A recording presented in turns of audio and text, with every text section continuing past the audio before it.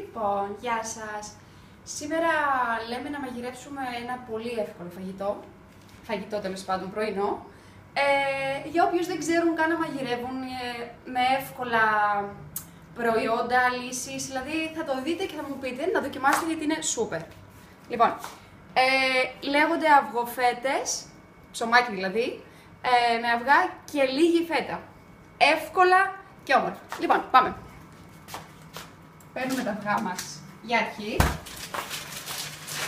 Παίρνουμε ένα βολάκι. Ρίχνουμε τα αυγά στο μπολ.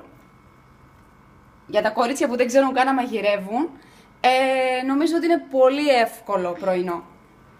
Λοιπόν, τα πετάμε μέσα τα αυγά.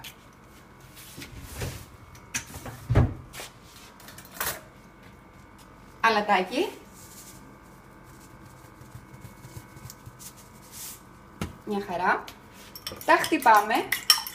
Δείτε.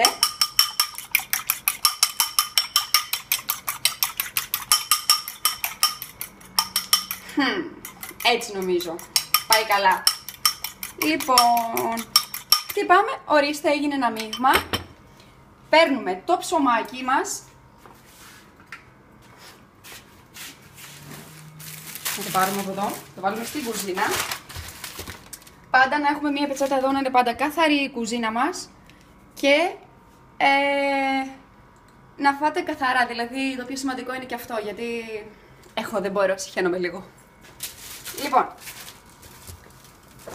κόβουμε το ψωμάκι μας, φέτες,